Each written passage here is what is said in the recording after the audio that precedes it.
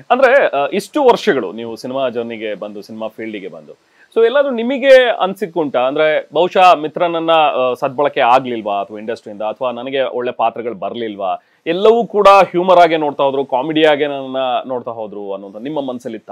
ಖಂಡಿತ ಸರ್. ಅದೇ ನೋಡಿ, ನನಗೆ 2003ರಿಂದ ನಾನು ಧಾರಾವಾಹಿಗಳಲ್ಲಿ, ರಂಗಭೂಮಿಯಲ್ಲಿ, ಸಿನಿಮಾದಲ್ಲಿ ಕಾಣಿಸ್ಕೊಂಡಿದ್ದೀನಿ. ಹೆಚ್ಚು ಕಮ್ಮಿ 140 ಸಿನಿಮಾಗಳು ನಾನು ಅಭಿನಯಿಸಿದ್ದೀನಿ.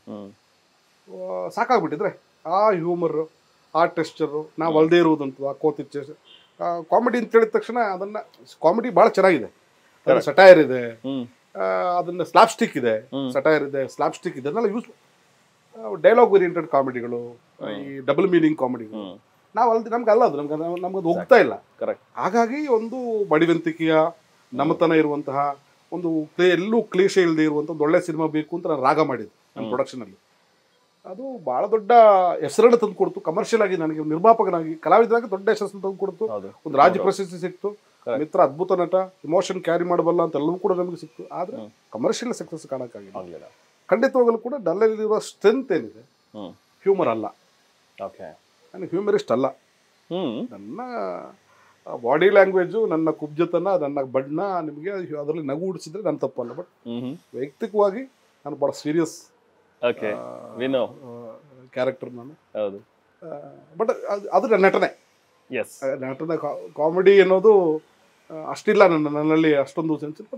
ನನ್ನನ್ನು ಬಳಸ್ಕೊಂಡಿದ್ದಾರೆ ಆ ಹಳೆ ಜಾಣೇಶನ ಪಾತ್ರದ ಒಂದು ನಮ್ಮ ನಗಸ್ತಾನೆ ಅನ್ನೋದು. ನಗಿಸೋದು ಬಹಳ ಖುಷಿ ಕೆಲಸ. ಬಟ್ ನಮಗೆ ಖುಷಿ ಕೊಡುವಂಥದ್ದು ಬೇರೆ ಏನೋ ಇದೆ. ಸಾಕಾಗಿಲ್ಲ, ನನ್ನ ಇನ್ನಿಂಗ್ಸ್ ಸ್ಟಾರ್ಟ್ ಆಗಬೇಕಾಗಿದೆ.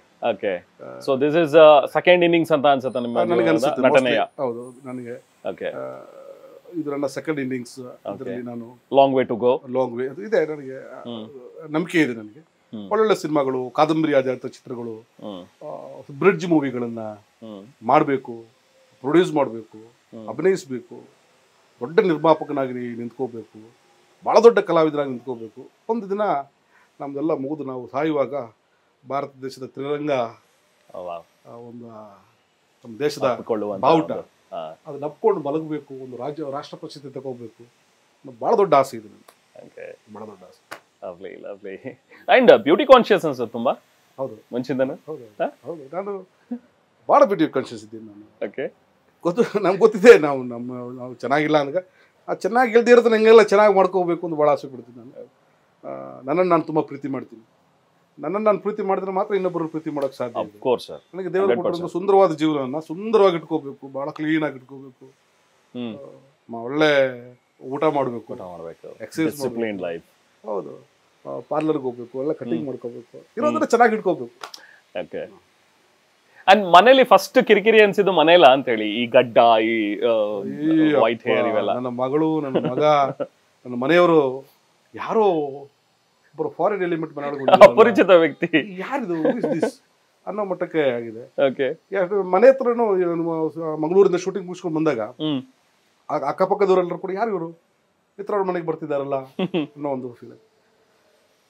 ಅದು ಈಗ ನನಗೆ ಅದು ಸೂಟ್ ಆಗಿದೆ. ಹೌದು, ಸೂಟ್ ಆಗಿದೆ ನನಗೆ. ಅದು ಇನ್ನು ವಿದೌಟ್ ಗಡ್ಡೆ ಇಲ್ದ್ರೆ ನಂಗೆ ಹೆಂಗೆ ಕಾಣಿಸ್ತಿಲ್ಲಪ್ಪ ಅಂತ ನನಗೆ ಅನಿಸ್ತಾ ಇದೆ. ಬಟ್ ಮನೆಯಲ್ಲಿ ಭಾಳ ತೊಂದರೆ ಆಯ್ತು. ಇವತ್ತು ಕೂಡ ಅದನ್ನ ನಿಮ್ಮನ್ನ ಹಂಗೆ ನೋಡ್ಬೇಕ್ರಿ, ದಿನ ಹಂಗೆ ಕಾಣ್ಬೇಕು ಅನ್ನೋದು ಭಾಳ ಹೆಂಗಾಗಿ ಕಾಣಿಸ್ಬೇಕು ಅನ್ನೋದು, ಹೆಂಗೋ ಕಾಣಿಸೋದು ಇಷ್ಟ ಅವರಿಗೆ, ಹೆಂಗೆಂಗೋ ಕಾಣಿಸೋದು ಇಷ್ಟ.